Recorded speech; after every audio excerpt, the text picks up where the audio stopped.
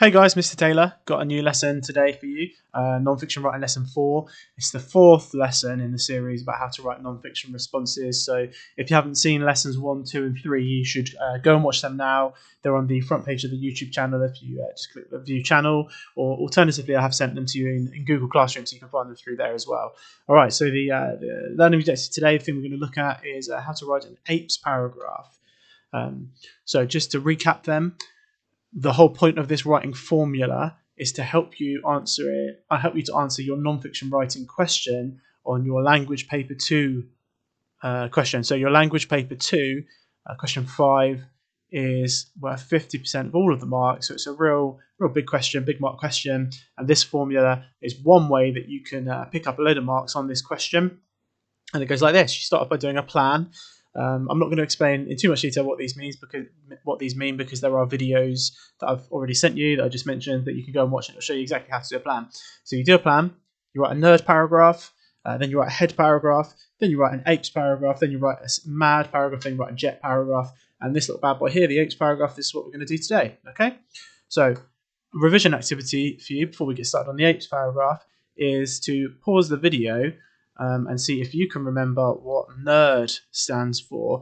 Have a little think. Don't skip it too fast if you're not sure. Really rack your brains. Try and remember for a couple of minutes, and then you can press play, and I'll tell you the answer.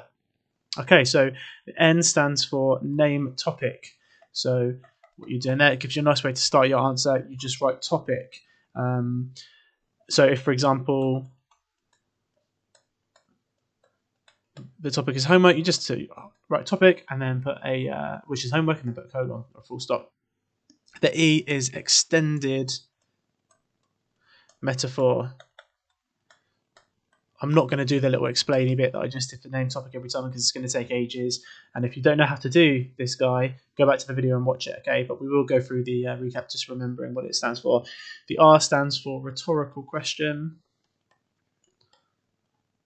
And the D stands for direct address. Okie dokie. Next one then, another little revision for you. Head. What does head stand for in the head paragraph after the nerd one? HEAD. What does that stand for? Pause the video, see if you can remember. Okay then, so it stands for hyperbole. Exaggeration that you don't expect to be believed in order to convince them. The E stands for emphasis, showing what the most important thing you're saying is. The A stands for anaphora, which is where you repeat the beginning of a sentence, and the D stands for direct address again. Well done if you got those all right. If you didn't, then just keep revising them, keep practicing until you can memorize them, because you are going to need to know them off by heart by the time we get to the exam, so it'd be good if you spend some time on that now. Right, on to the apes paragraph then. This is a picture of an ape. That's why I put it there, because it's the apes paragraph. That's good, isn't it? Nice little revision technique for you. And apes stands for anecdote, personal, expert, and then statistic. I don't know why I don't just type these out, really, to be honest, rather than writing by hand, but I quite like using my tablet, so I'm going to continue doing that, I think. But I could do the whole thing, couldn't I, rather than those? I'll just go and do it like that. Don't worry. Anecdote, personal, expert, statistic. So we'll go through them one at a time. I actually missed something here. This paragraph, you need to have some sort of link at the beginning, and then you need to have a link at the end. So I need to go back to explain this, actually. So when you do your plan, you're going to come up with 3 reasons for what you think. So in my example I've been using so far, it's been about homework, hasn't it? So my first reason I think homework should be banned in my example is because it stops you from spending time with your family. My second reason, I'm getting this all wrong. Just for this video, we'll just say it was family, and then the second reason is because of mental health.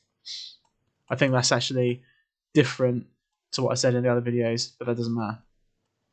The last reason I wrote about in my head paragraph was family, and then in this paragraph I'm going to write about mental health. Okay, so what you need to do, if we go back to here, is whatever you wrote about, link to last reason. whatever you wrote about in the last paragraph, you're going to link to, which I'll show you in a minute. And then at the end, you're going to link back to the topic, which in my case is homework, but for you it might be nurses, or it might be the death penalty, whatever you're writing about, you link back to that topic, okay? So at the beginning of the paragraph, you link to the last thing you wrote about, and at the end, you link to the topic. Okay, now we'll go through it once at a time. I link it to the previous paragraph. I put this woman here because she's called Anne Robinson, and that's because she had a game show called The Weakest Link. And we're doing a link, so that explains that image. So that's good, isn't it? That's another little revision aid. I like to use images, makes it a bit more fun. So the weakest link. So like I just said, the previous reason that I had was family. So at the beginning of my paragraph, I need to say something about the family. And the way I do this is like this. Reason 1, which was family, isn't the only reason we should topic whatever you're writing about. So I'm writing about ban homework. Consider reason 2, for example. So I'm just going to delete that because that's a bit rubbish. So my first reason I wrote was you can't spend time with fam. That's the first reason. So the fact that homework stops you spending time with the family isn't the only reason we should ban homework. Consider, and then my reason in this paragraph is mental health. I'm going to argue that homework's bad for mental health. Okay, so consider mental health, for example, full stop. That's how you do the Anne Robinson paragraph. Get rid of a little beard before we go on. That's cool, isn't it? So that's how you do the linking part at the beginning. All right. So after you've done the linking bit, then you do your anecdote. So an anecdote, what is an anecdote? An anecdote is a short story or a little account. Short story or account, as in like, oh, this happened to me. This thing happened to me, that you tell to your reader or the listener or whoever you're talking to. And the reason you use it is because it's a little bit like evidence, and it's showing that you have experience of something. So if you imagine you walk into a room and there's a button there and you don't know what the button does, but it's got a pound sign on it. Maybe you say to your friends, "Oh, do you reckon I should press this button? Maybe some cash will fall out of the ceiling or something." And they go, "Well, I don't know, but I don't think you should push it." But they can't tell you why. They don't have any reason to think that. Then you might push it and hope to get some money.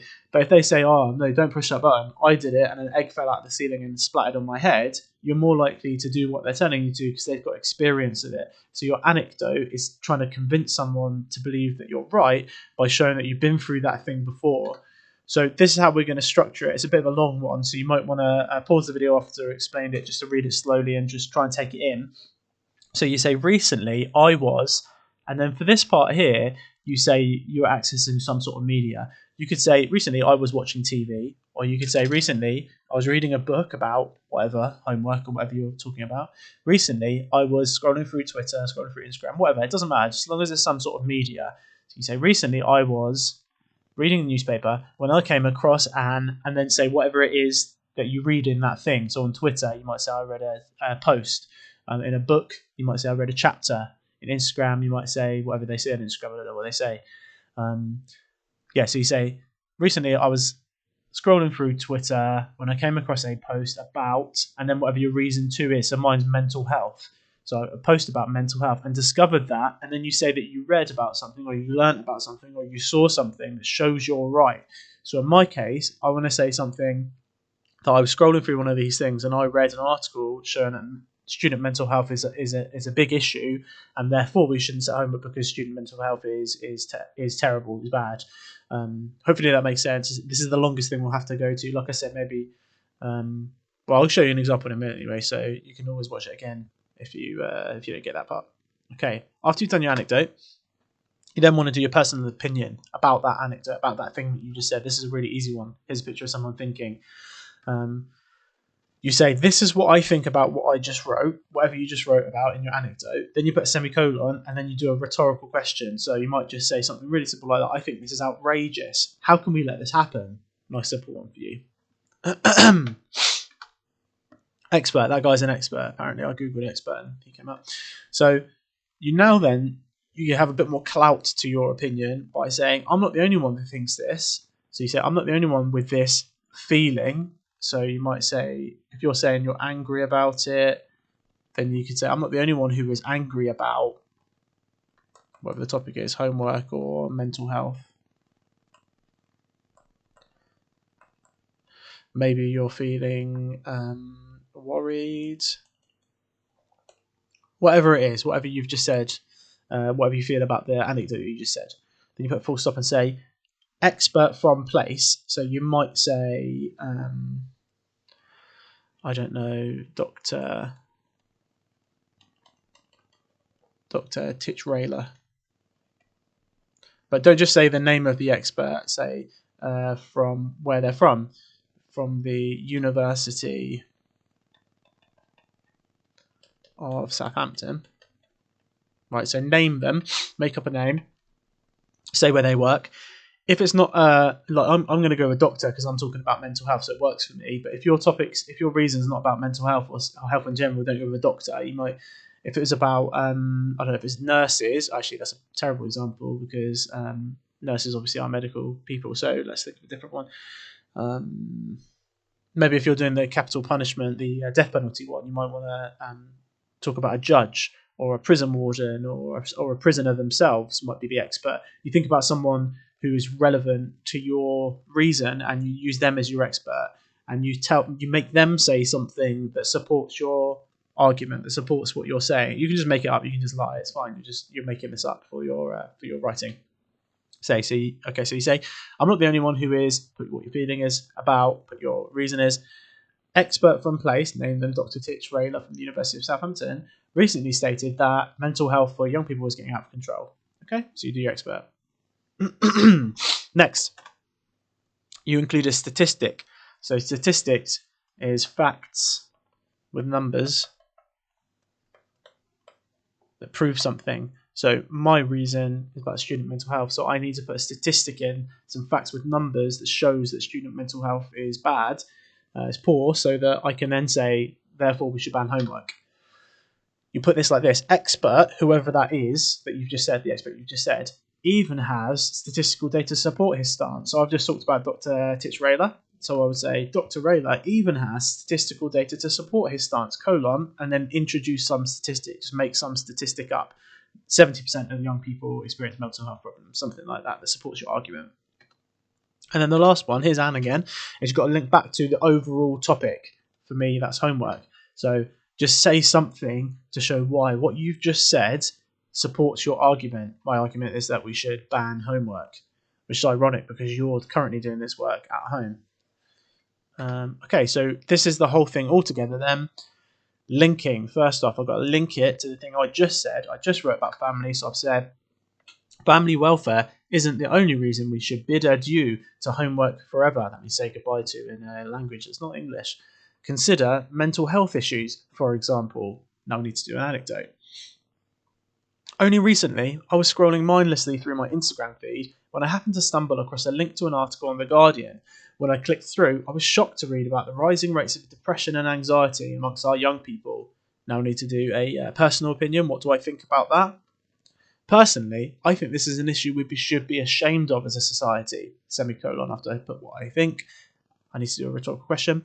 If we can't even help our young people to be healthy in body and mind, what does that say about us? Right, now I need to have an expert. Titch-Rayler. I'm not the only one who is concerned about young people's mental health either. Dr. Titch-Rayler from the University of Southampton was recently quoted as saying that this issue is actually getting worse year on year. Now I have a statistic to prove that he's right. Dr. Rayler even has statistical data to support his stance. He carried out a study examining secondary school students' mental health in Hampshire and discovered that an alarming 72% of those students he spoke to had been treated for mental health problems in the past. Now I need to link to my actual topic, which is homework. Obviously, we're not naive enough to think that homework is helping this problem. We have to do something about it. And that's my APES paragraph, anecdote, personal expert statistic, with a link to the last reason at the beginning and a link to the overall topic at the end. So what you need to do now is choose, carry on with whatever question you've been doing so far. If you've been doing death penalty and you've written a couple of nerd and head paragraphs on that, then you should carry on with that. If you've done the nurse one, carry on with that. Or if you want to start a complete fresh one, maybe you're bored of writing about death penalty and you want to write about children having part-time jobs, then do the whole thing again. So do a plan and then a nerd and then a head and then do your APES paragraph, okay? And as always, send me your work through and I'll give you some feedback. Why is that doing that? I'm trying to write a smiley face. Come on, why is it doing that? Let me do a smiley face. Send me some work and I'll give you some feedback. Hope you're all well. And let me know if you've got any questions. Oh, that looks like it's actually his chin. I'll give him a smile now. There we go. Right, see you soon. Bye.